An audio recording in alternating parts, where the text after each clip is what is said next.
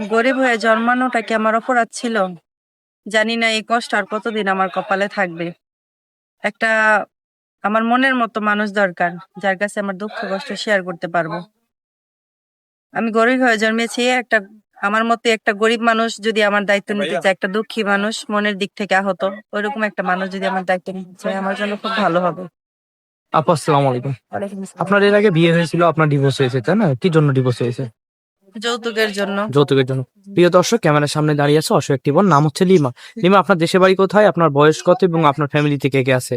আমার দেশের বাড়ি বিক্রমপুর, আমার বয়স 25, ফ্যামিলিতে মা আর দুটো ছোট। তাই না? আপনি মূলত আমাদের এখানে কি জন্য আসছেন? বিয়ের জন্য। প্রিয় দর্শক, ক্যামেরার সামনে দেখতে পাচ্ছেন লিমা, অসহায় একটি বোন। লিমা আমাদের এখানে বিয়ের জন্য আসছে। কেউ যদি লিমাকে বিয়ে করতে চান বা লিমার সাথে যোগাযোগ করতে চান, এই মুহূর্তে ডিসপ্লেতে যে নাম্বারটি দেখা যাচ্ছে, এই নাম্বার ইউটিউব চ্যানেল কর্তৃপক্ষ। লিমার একটি ছবি স্ক্রিনশট মেরে আমাদের কাছে পাঠিয়ে দিবেন, আমরা আপুর সাথে আপনার যোগাযোগ করিয়ে দেবো। অযথা কেউ ফোন কল করবেন না, তাহলে কিন্তু ব্লক করতে বাধ্য হবো। আপু নামাজ পড়েন? কোনো প্রবাসী ভাইকে বিয়ে করবেন? আপনি যাকে বিয়ে করবেন তার বয়সটা কেমন হবে? হোক, যেমন আমার অসুবিধা নেই। সমস্যা নেই। হুম। সে দেখতে কেমন হবে, বা তার যদি আগের ঘরে স্ত্রী থাকে? তার সবকিছুই মেনে নেব, তার স্ত্রী থাকলেও মেনে নেব, বা তার চেহারাও যদি অসুন্দর থাকে তাও মেনে নেব। শুধু আমাকে স্ত্রী হিসাবে সম্মান আর ভালোবাসা দিলেই হবে। আচ্ছা আপু, ভালো থাকবেন। আমরা চেষ্টা করবো আপনার জন্য ভালো একটা মনে মানুষ খুঁজে দেওয়ার জন্য। আসসালামু আলাইকুম।